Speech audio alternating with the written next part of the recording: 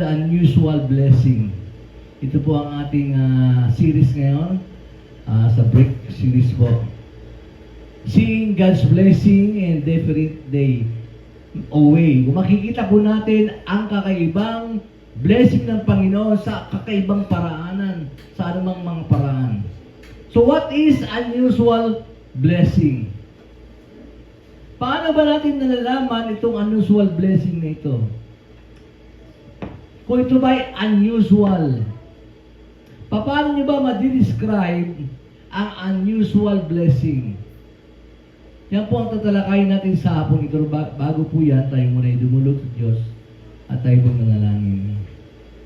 Ama naming Diyos na makapangyarihan, sa pangalan ng iyong anak na si Jesus at sa pagtubay ng iyong Santong Espiritu, sa hapon ito ay ako po'y dumudulog sa iyo upang samahan kami sa lahat ng aming pag-aaral na ito, Panginoon. Bigyan mo kami ng wisdom at knowledge at ang lahat ng aming pag-aaralan ay tumimo sa mga puso ng bawat isa. Huwag mong hayaan, Panginoon, na umuwi kami, Panginoon, na hindi namin naiunawaan at naintindihan ang lahat ng aming mga narinig. Sabi po ang lahat ng kapurihan, ikaw ang aming tinataas sa lugar na ito. Ito ang aming dalangin sa pangalan ng Jesus. Amen.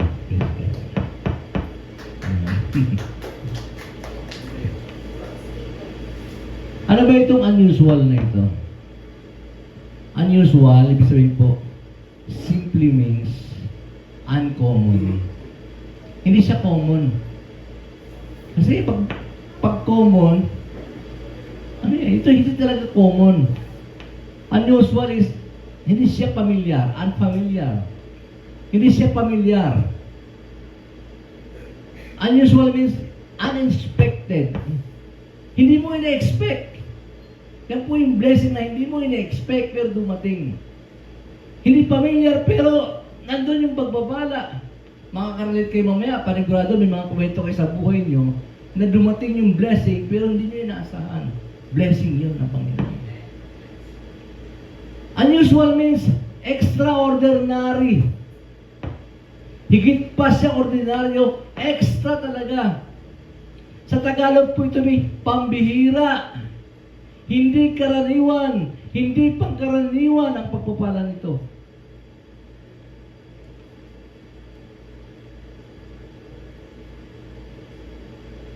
Pambihirang pagpapala. Sabi niyo nga po, pambihirang pagpapala.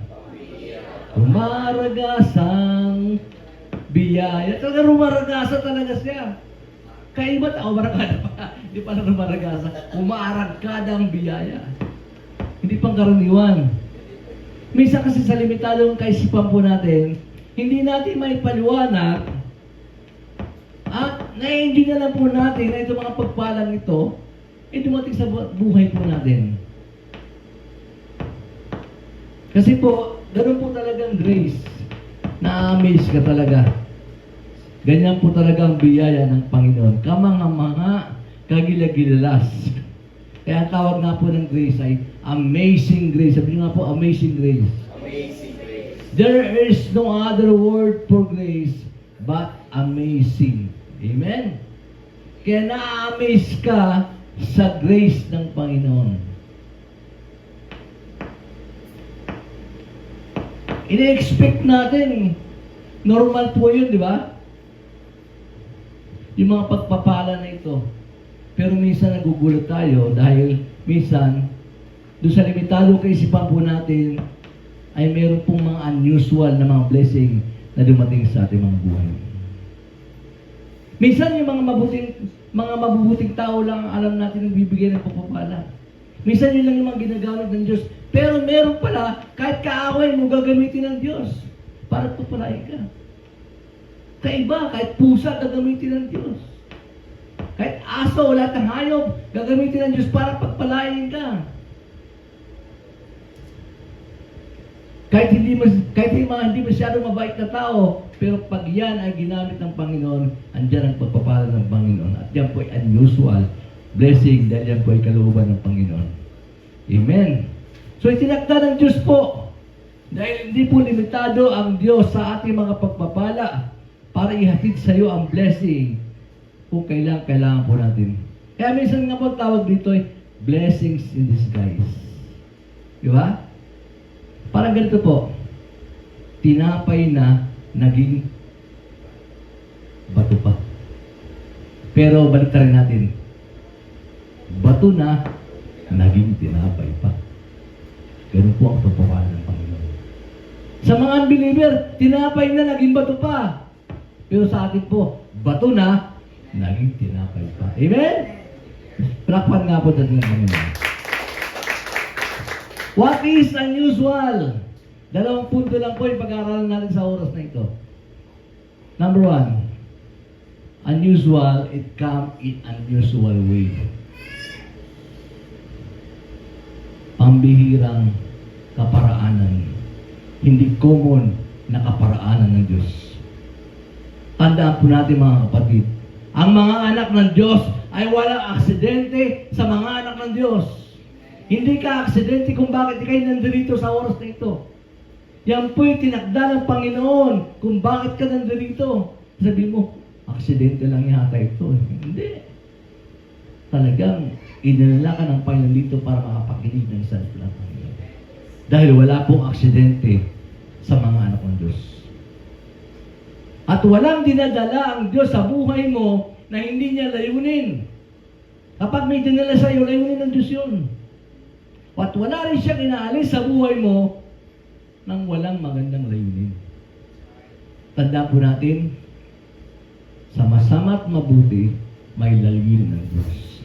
Pero tandaan po natin lagi, Romans 8:28, all things work together for good. For good. Mabuhay at sa mamatay, all things work together for good. Kaya maunawaan po natin mga kapatid sa panahon sa hapon ito, ito yung tamang panahon para ipahayag natin sa Diyos na ang mga taong nagtitiwala sa Kanya ay tunay niya maranasan ang unusual way. Amen? Okay. God used raven. Alam niyo ba yung raven? Gumagamit ang Diyos ng uwak. Sabi ko nga, kahit hayop dahil pwedeng gamitin eh. God used a raven to bless Elijah. Gumamit siya ng uwak para pagpalain si Elijah. And God used anything, anyone, para pagpalain tayo sa tamang oras. Basahin natin sa unang hari, 17, versikulo 6. Ang sabi ko doon, umaga't hapon, may mga anak na nagdadala sa kanya. Uwak pala. May mga uwak na nagdadala sa kanya ng pagkain at sa batis naman siya umiinom. Ano sabi niyan? Umaga't hapon. Wala siyang problema, hayahay. Hindi siya nagtatrabaho. Dinadalan siya ng uwak ng pagkain at kapag iinom naman siya, sa batis siya umiinom. Nakainom na po ba kayo sa batis? Ha? Ang sarap. Talo pa yung Wilkins. Oo, napakasarap talaga ng batis. Sariwang-sariwa. Dahil hindi po limitado ang Diyos kung sino ang kanyang gagamitin kung gusto niyang pagpalain ka. Kahit hayop po ay kayang gawin at kayang pagpalain ka ng Panginoon. Sa isang kwento nga po sa isang mag-asawa, nanalangin sila. Kasi wala silang pagkain. Lord, salamat po Panginoon sa aming kakainin sa oras na ito. Nanalangin sila, wala silang pagkain, pero nandun sila, nanalangin sila sa pangalan ni Jesus. Amen. Nung mag-amen na po sila, dumating po yung pusa. May dalang tosino. Galing sa kapitbahay. Ginamit yung pusa. Ang ginawa nila, alam may sulit nila yun. Dahil sa barangay, meron pong tosino rito. Hindi. Niluto nila. Diba? Kasi alam ng Diyos na yung kapitbahay na yun, meron po silang hotdog. Kaya yung tosino mo na inuna. Gagamitin po ng Diyos kung ano man po talaga ikaw talaga yung nangangailangan. Diba? Minsan may nakakapulot yan ng pera. Wala naman talaga, kanino kaya pera to? Alam mo, sabi susuli yun. O di pambili mo ng bigas. Nangyari na ba sa inyo yun? Ako nalaglagan po ng pera, galing ako ng Laguna. around 12,000 sa wallet ko. Pagbaba ko dyan sa may CCU, nakasakay lang ako sa bus. Nalaglag sa wallet, sa bag ko. Di ko alam. Ano nalaglag yun? Maya-maya may tumawag sa akin. Kayo po ba si Nobe Garcia? Pastor Nobe? Oo, bakit? Pwede po ba magkita tayo mamayang gabi? Bakit yun ako ba? Napulot ko po yung wallet, bag niyo, yung pitakan nyo. May lamang pera. Buti may idea ko doon. Ganun ba? Tinignan ko yung bag ko, wala nga dito yung pera ko. Minute ko yung tao dyan sa may harap ng, ng general. Sabi ko, magkano kayo bibigay ko doon? 500 pwede na 500. Pagdating ko doon, andun na sila. Kasama niya yung girlfriend niya. Ay, ang motor ko, Mio. Sa kanila, T-Max. Alam niyo ba yung T-Max? T-Max 400. Sabi ko, Brad, salamat naman at kayo nakapulot ng wallet ko. Siguro po, kailangan, mabait sa inyo ang Panginoon kasi kami ay nakapulot. Kasi kung iba, wala na po yung pera niyo. Sabi ko, pwede ba picture tayo? Ayaw pa picture. Mas binibigyan mo ng pera, ayaw. Sabi ko, tigisaan ba kayo? Tigisang Vicente raw. Sabi ko, kilala mo si Camercy? Tita ko po yun. Naku, yung kako yung dinadala ko ng pagkain sa restaurant. Ganun ba? So, ganun na yung pagpapala ng Panginoon. Blessing po yun. 12,000 nawala sa sa bag ko. Kung hindi niya napulot yun, wala na. Kaya hindi po limitado ang Diyos sa gamitin niya kahit pusa, kahit hayop, o kahit tao, unbeliever, hindi mo kilala, pero gagamitin ng Diyos para ikaw'y pagpalain. Sa 1 King, unang hari, 17:7 verse 8. Ang sabi doon, ngunit, dumating ang panahon na natuyo na rin ang batis. Ang konteksto kasi nito, nagkaroon ng tagtuyot famine. Ngayon po, ang konteksto natin talagang grabe. El Nino ba to? Yung mainit. May balita pa nga Ayon sa balita, may heat wave yan sa Nabalita niyo ba yun? Sa Alaska? Sa Alaska daw nag-heat wave na. Sabi ko, grabe naman yun. Mainit na rin sa Alaska ngayon. Wala nang daw lugar na hindi mainit. Dito po ang context nito, talagang tagtuyo, talagang pamin. Ngunit dumating ang panahon na natuyo na rin ang batis. Wala nang tubig, tuyo talaga. Anong gagawin mo sa ilog kung walang tubig? Kaya sinabi sa kanya ni Yahweh, umalis ka rito. Ang sabi ni Yahweh sa kanya, pumunta ka sa Sarepta, sa lupain ng Sidon. May inutusan akong isang biyuda na magpapakain sa iyo noon. Pansinin niyo po yun. May inutusan akong isang biyuda na magpapakain sa iyo ron.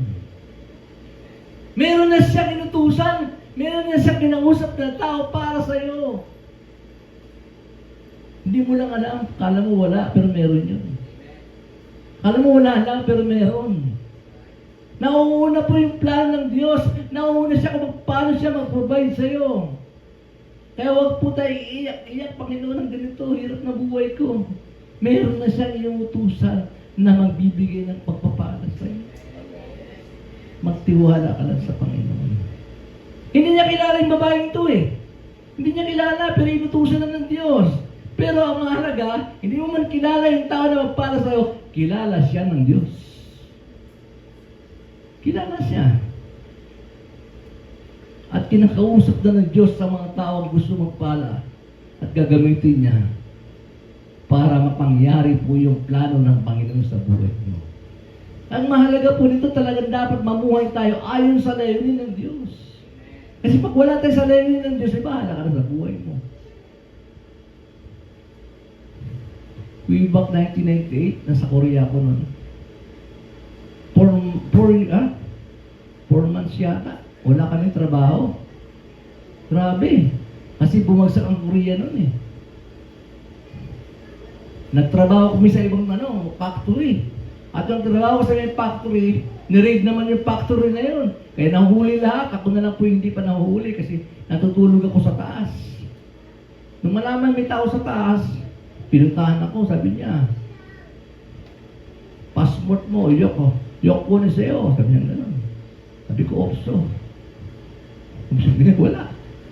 Kasi iniwan ko yung passport ko doon sa aming Sabi ko, tsangkaman nyo. Dali.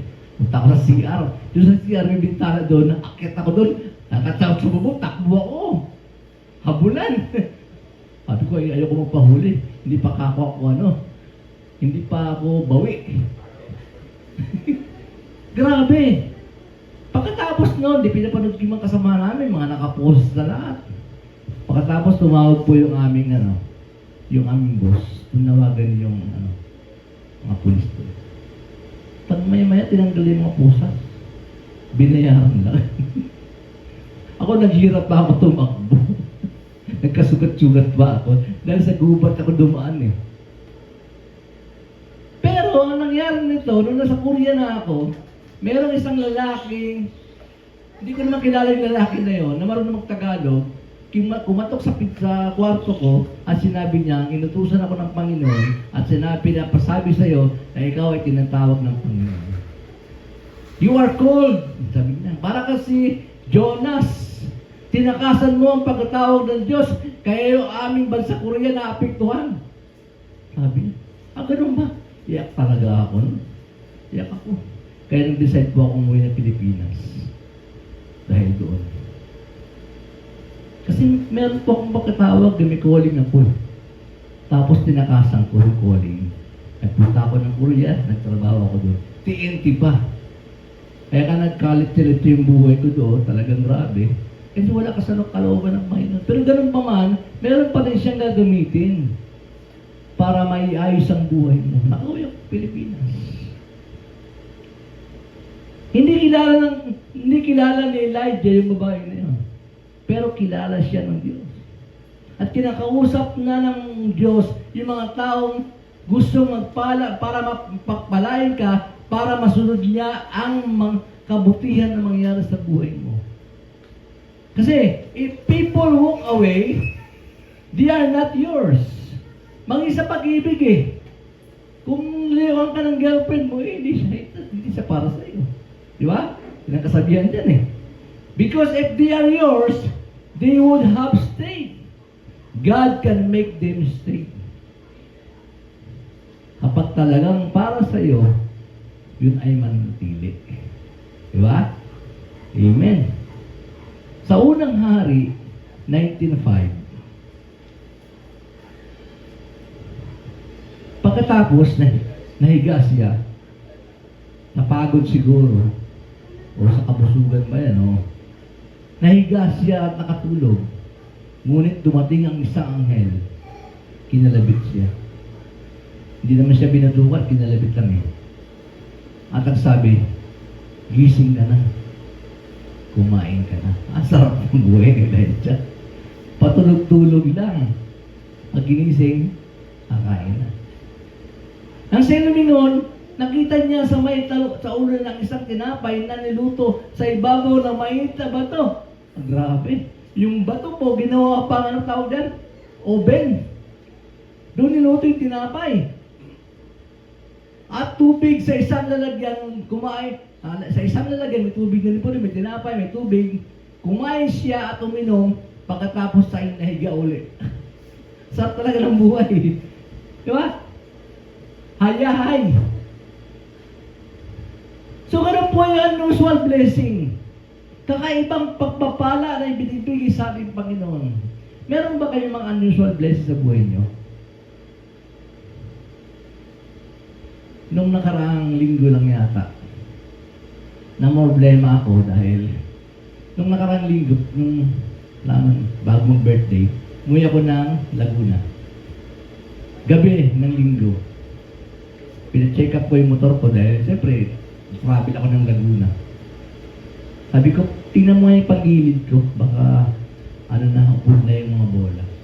Nung binuksan niyo po, hindi na bola. Talagang durog na yung mga bola. At yung puli po, sira na talaga. Sabi ko, check upin niyo na yung belt ko. Nung tinignan yung belt, putol na, halos papuputol na. Sabi ko, patay. Kung hindi ko pina-check up, panigurado. Sa karusada po, gabi pa naman. Panisiraan ako. Alam niyo magkano nagastos ko? 4,717. Grabe naman. Masakit po yun. Hindi, sabi ko sa asawa ko, pasensya ka na, wala akong may bibigay sa iyo. Sabi niya, okay lang yan. Nung nakaraan naman, binigay mo lahat sa akin. Sabi, okay lang. Pag-uwi ko naman, dahil mapapaso na po yung lisensya ko, dahil birthday ko, ibig sabihin, mag-renew na ako ng lisensya. Kaya from Laguna to Santa Maria, nag-review na ako. Naka-headset ako, nag-review ako sa YouTube. Ano yung mga dapat gawin pag kumuha ng lisensya, ganyan. Ganito lang pala yun, sabi ko. Dumating ako dito, 2:30 ng madaling araw. Alas 3, nag-exam na ako sa laptop ko online. At doon sa exam, nakapasa ako. Tapos nung umaga, pinaprint ko. Dinala ko na sa NTO. Nagpa-medical ako. Then, sinama ko yung aking passing na online na exam. Sabi ko, boss, ito na po yung aking Pinag-exam pa uli ako. Sabi ko, bakit po? Meron na po akong dalang exam na ako eh. Hindi, malay ba namin kung ikaw gumawa niya? Sabi niya, ba't mag-alala ka eh? Pumasa ka nga dyan, papasa ka rin dito. Sabi ko, makapipirahan na talaga ako nito. Paano po kung bumagsak ako? Huwag mo isipin nyo, basta mag-exam ka. Doon nag-exam po ako. Nung mag-exam na po ako, bumagsak ako. Patay na. Sabi ko, boss, bumagsak ako eh. Bibigyan pa kita ng isang chance. Pag bumagsak ka pa dito, uulit ka ulit bukas. Pinasa ko na talaga. Nung pinasa ko na kasi makakot na siya. Kasi hindi niya ako naperahan eh. So, ang aking lisensya ngayon ay 10 years na po. Ang edad ko ngayon ay 55, so 65 pa rin yun. Diba? Blessing po yun. Pangalawa, ito matindi. Pagkatapos po ng aking lisensya, susunod ko naman yung aking resto ng motor dahil magkasabay parehang Mayo pinasmoke ko na. Sabi nung pumunta ka sa inspector, tingnan mo, kung pupasa yan. Malayo pa nakatitig yung inspector, tingnan niya. Sabi, sir, basag yung yung salamin ng headlight mo. Bagsak yan. Tapos yung side mirror mo magkaiba. Isang bilog, isang hindi bilog. Bagsak yan. Yung ilaw mo, masyadong malakas. Bagsak yan. Tatlo po yung aking yung aking binagsak. Sabi ko, anong gagawin ko nito? Dipunta ako sa mekaniko, pagpagawa.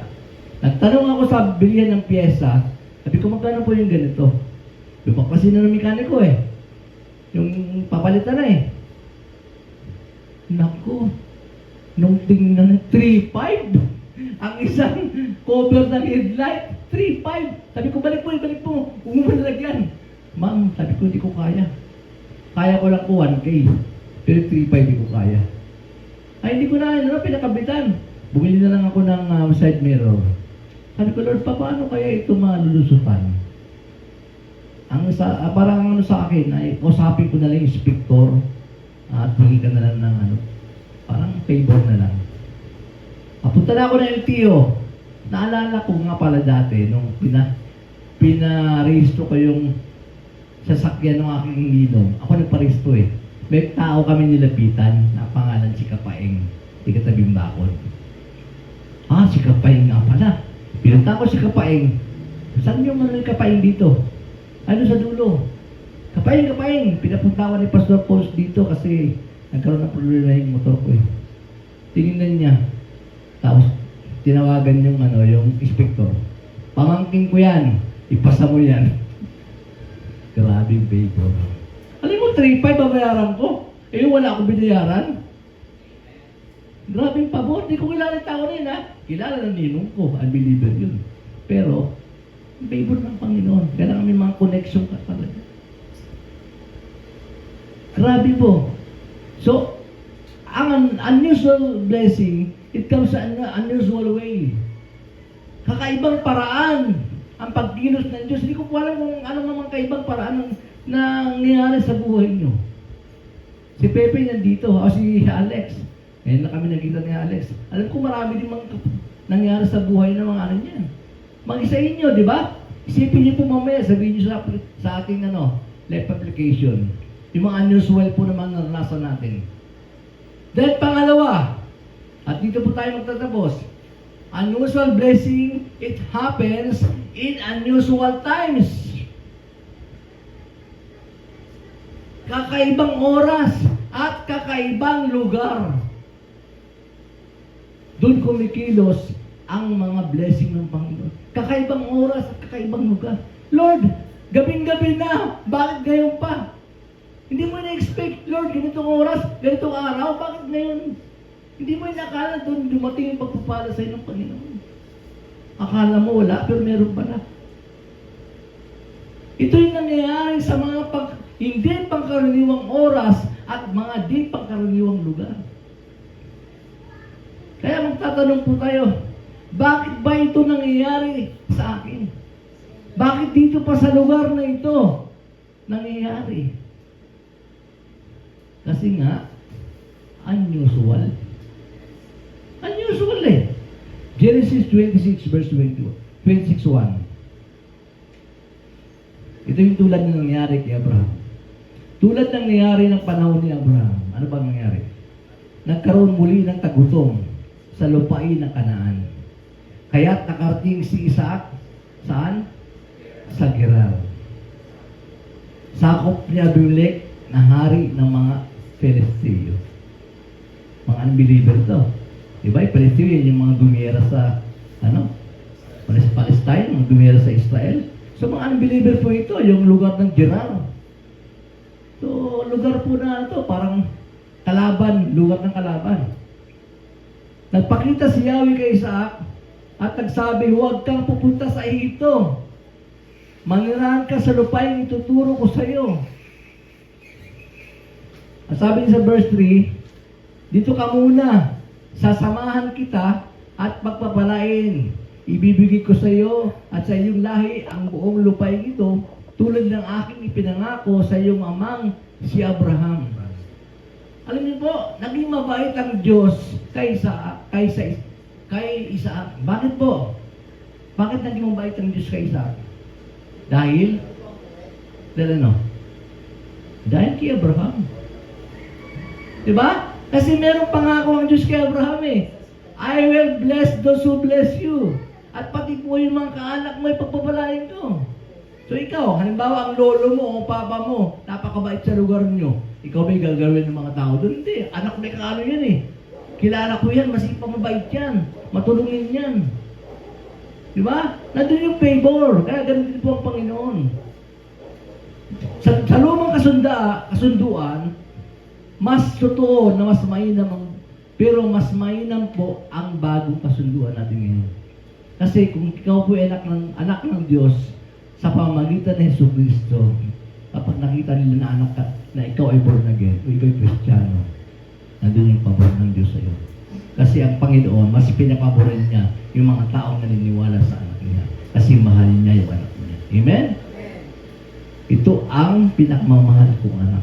Ngayon, kung nanampalataya ka sa anak niya, nandun yung favor sa'yo. Diba? Genesis 26 verse 12. Nang taong iyon, si Isaac ay nagsaka sa lupain ng Gerar. At makasandang ibayo ang kanyang inani kaysa kanyang tinanim. Pinagpala siya ni Yahweh. Patuloy na lumago ang kanyang kabuhayan at siya'y naging napakayaman. Alam mo kapatid, kahit saan ka magpunta, maka-abroad ka man, saan lugar man doon, kung nasa iyo ang Panginoon, nandun yung blessing ng Panginoon. Katulad ng Joseph. Si Joseph ay binenta ng kanyang mga kapatid papuntang Ehipto. Pagdating sa Egypt, nakulong siya doon. Pero ang ginawa, siya ay naging gobernador doon. At ang lahat ng ginagawa niya ay pinagpapala ng Panginoon. Ganon din po si Isaac. Bagamat wala siya sa lugar ng Israel, nasa lugar siya ng Gerar, nasabi doon na nagtanim siya, umani siya ng ikasandaang ibayo ang kanyang inani kaysa kanyang itinanim.